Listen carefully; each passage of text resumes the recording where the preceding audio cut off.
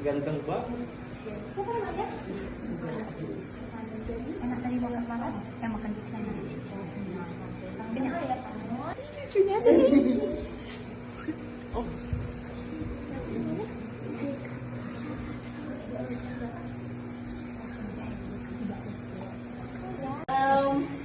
Pagi siang. Siapa tadi? King Kong badannya besar, tapi kakinya pendek. Lebih aneh binatang pendek, lehernya panjang, kakinya pendek. Oke, dadah. Oke, makasih ya. Kita sekarang boleh menunggu dan di sini. Oke. Oke. Abangnya.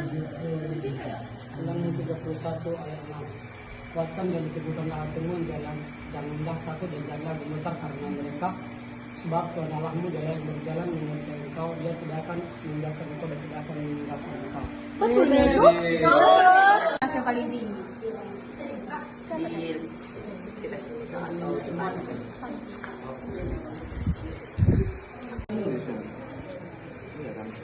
Ondo, bodoh. Kenapa? Mana prewe?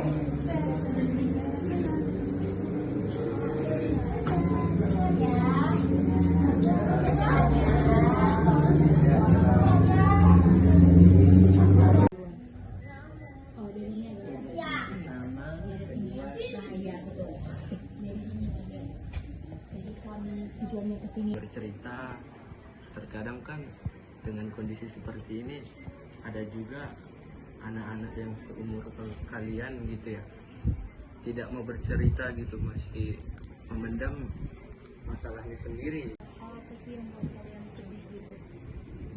Sumpah sedih. Ya itu kayak dari teman.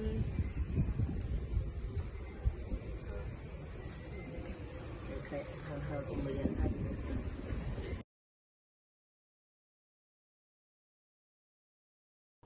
Jadi, pada presentasi kali ini, kami akan mengumpulkan hasil penelitian kami dari kelompok 3. Jadi, pada halaman yang pertama itu ialah daftar isi. Daftar isi ini ialah kumpulan halaman dari slide-slide presentasi kami. Jadi, pada slide yang pertama itu ialah perkenalan kelompok, yang kedua itu ialah latar belakang, yang ketiga itu ialah manfaat dari penelitian kami, yang keempat itu ialah tujuan, yang kelima itu ialah pembahasan, dan juga yang keenam itu ialah kesimpulan. Jadi yang pertama itu ialah perkenalan kelompok. Saya Oliviana Grisa Sinuraya dan anggota saya yang pertama yaitu Quimbinat Lisa Mosir. Yang kedua itu adalah Stacy Nasarani Sebayang. Yang ketiga itu adalah Jose Kevin Immanuel Pangaribuan. Yang keempat itu adalah Johnny Alexander Nainggolan. Jadi yang pertama itu ialah latar belakang. Jadi latar belakang kami memilih penelitian ini ialah untuk mengetahui bagaimana kesehatan mental para anak-anak panti asuhan, baik itu dalam lingkungan sekolahnya, pertemanannya, dan juga kami ingin mengetahui bagaimana keadaan jiwa, fisik, hati, dan raga mereka. Dan juga kami ingin mengetahui bagaimana para anak panti asuhan mengatasi dan menanggapi bagaimana sikap-sikap masyarakat yang berbeda-beda pastinya. Seperti ada sikap masyarakat yang negatif dan juga positif. Tujuan dan manfaat penelitian kami yaitu untuk memahami kesejahteraan anak-anak panti asuhan, untuk memahami kondisi sosial, emosional, fisik, psikologis anak di panti asuhan. Dan tujuan penelitian ini adalah untuk memberikan dukungan yang diperlukan untuk masa depan yang lebih baik bagi mereka. Demikian juga manfaat dari makalah kami yaitu dampak kesehatan mental bagi anak panti asuhan, yaitu untuk meningkatkan kesadaran dan pemahaman publik tentang masalah kesehatan mental yang dihadapi oleh anak-anak panti asuhan dan dampak kesehatan mental pada anak panti asuhan. Makalah ini dapat memotivasi masyarakat untuk lebih peduli dan mendukung anak-anak tersebut. Hal ini juga dapat memicu perubahan sosial yang positif. Makalah ini juga dapat memberikan pengetahuan tentang penelitian lebih lanjut dalam bidang-bidang kesehatan mental anak-anak di panti asuhan, membantu dalam pengembangan solusi yang lebih baik dan juga efektif, dan juga dapat memberikan dukungan yang lebih baik kepada anak-anak panti asuhan, membantu mereka mengatasi masalah kesehatan mental mereka. Manfaat bagi penulis atau kelompok ialah kami lebih mengetahui tentang keadaan mental yang anak panti asuhan alami. Dan pada saat penelitian, anak-anak panti asuhan lebih bisa curhat atau menceritakan kesedihan mereka selama ini. Dan manfaatnya juga, kami lebih merasa bersyukur dengan keadaan yang telah diberikan oleh Tuhan kepada kami. Setelah melakukan penelitian ini, kami juga lebih menjaga lisan saat berbicara kepada sesama, sebab kita tahu bahwa lisan kita dapat menyakiti orang lain atau tidak. Manfaat bagi sekolah yaitu diantaranya lebih memahami tantangan dan hal-hal yang diperlukan oleh anak-anak panti asuhan, dan juga lebih mengajak untuk anak sekolah sekarang untuk tidak saling membuli atau merundung seseorang sebab sebuah keadaan, dan juga lebih dapat membantu pemerintah dan lembaga-lembaga tertentu untuk mengembangkan program-program yang lebih aktif. Dan makalah ini lebih dapat memotivasi masyarakat untuk lebih peduli dalam mendukung anak-anak yang membutuhkan support. Perkenalkan Bu, nama saya Kulminati Samosir dan saya dari kelompok 3. Dan saat ini saya akan mempresentasikan bagian dari rumusan masalah penelitian kami. Masalah yang kami ambil adalah maraknya pembulian yang terjadi pada anak-anak, terlebih lagi pada anak-anak panti asuhan. Baik itu secara fisik dan mental, mau itu secara sengaja dan tidak sengaja. Saat ini, saya akan menyampaikan beberapa perumusan masalah yang kami ubah menjadi pertanyaan-pertanyaan yang kami tanyakan kepada anak-anak panti asuhan. Pertanyaan pertama yang kami tanyakan adalah, bagaimana perasaanmu saat melihat teman-temanmu memiliki keluarga yang utuh, cemara, dan lengkap? Di pertanyaan ini, tidak semua dari anak yang kami wawancara itu menjawab, tetapi salah satu dari anak yang kami tanyakan menjawab seperti ini. Memang sedih Kak, rasanya sedih dan kadang minder Kak, tapi ya mau gimana lagi. Mereka masih tetap minder dan sedih dengan kondisi yang mereka rasakan saat ini. Mereka tidak memiliki keluarga yang lengkap sehingga mereka harus tetap bisa kuat dengan situasi yang mereka jalani setiap harinya. Dan pastinya setiap ada acara yang melibatkan keluarga di sekolah mereka, mereka pasti selalu merasa sedih dengan kondisi mereka yang mereka sendiri adalah seorang anak panti. Di pertanyaan kedua, kami bertanya, menurut kamu apa itu kesehatan mental? Di pertanyaan ini, sayangnya semua anak yang kami wawancarai tidak dapat menjawab pertanyaan ini. Dan untuk mempermudah, kami bertanya, apakah kamu pernah merasa terbuli dengan situasi kamu yang sekarang sebagai seorang anak panti? Dan mereka menjawab, ya pernah Kak. 3 dari anak yang kami tanyakan adalah anak yang pernah terbuli oleh teman-temannya diakibatkan oleh kondisi mereka yang seorang anak panti. Mereka sering diejek seperti kamu, hei kamu anak panti, seperti itu. Dan itu kadang membuat mereka menjadi down dan kadang mereka tidak pede untuk tampil di sekolah. Tetapi mereka selalu menaruh segala kesedihan, segala kedendaman mereka dan keresahan hati mereka itu kepada Tuhan.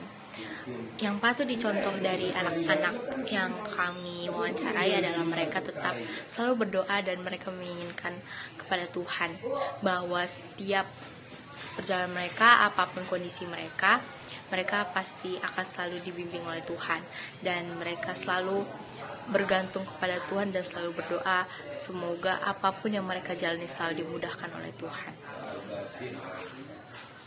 Yang ketiga yang kami tanyakan kepada mereka adalah bagaimana perasaan dan keadaan mental kamu sekarang.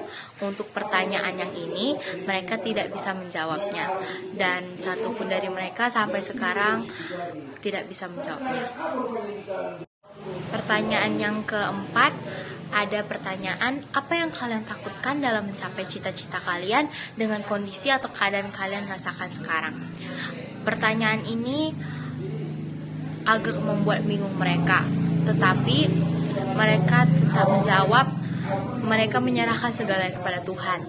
Jadi apapun kondisi mereka, apapun yang mereka rasakan sekarang, mereka pasti percaya bahwa Tuhan akan menyiapkan masa depan terbaik yang sudah disiapkan oleh Tuhan kepada mereka. Mereka selalu percaya bahwa Tuhan selalu menuntun mereka. Jadi untuk pertanyaan ini, mereka sangat-sangat mengandalkan Tuhan dalam mencapai cita-cita, walaupun dengan kondisi mereka yang sekarang ini. Pertanyaan yang terakhir ada, apa rasa amarah atau dendam terbesar yang pernah kalian rasakan?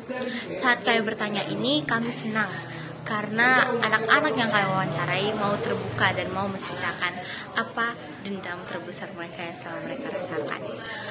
Di pertanyaan wawancara ini, mereka berkata kalau mereka itu sering diejek, dibully, mau itu secara fisik atau mental, mau itu secara sengaja dan tidak sengaja. Mereka kadang merasa down dan bisa sangat-sangat down, tetapi mereka selalu bangkit dan mereka tahu mereka harus bangkit karena walaupun dengan kondisi mereka percaya bahwa mereka juga bisa bangkit dan bisa semangat seperti anak-anak yang lainnya gitu. Jadi mereka tidak terlalu mereka pasti pernah memiliki rasa amarah dan memiliki rasa dendam, tetapi mereka selalu bangkit dan tidak terus ada di dalam kesedihan atau rasa amarahan mereka itu. Terima kasih. Sekarang kita ada di pembahasan. Seperti yang diketahui dalam perilaku sosial masyarakat kepada anak-anak panti asuhan, ada yang memiliki perilaku positif dan juga negatif. Nah, sekarang saya lanjutkan masyarakat yang negatif terdapat pada masyarakat. Dalam mewawancarai anak-anak ini, mereka mengatakan bahwa saat mereka dihina atau dibully, mereka tetap bersabar dan berdoa walaupun mereka merasa sedih dan juga emosi. Kebanyakan mereka dibully di sekolahan oleh teman-teman mereka karena tidak ada orang tua. Nah, selanjutnya ada akibat dari pembulian terhadap anak panti asuhan. Nah, yang pertama, kesehatan mental. Kesehatan mental sepihak terganggu. Yang kedua, kurangnya percaya diri.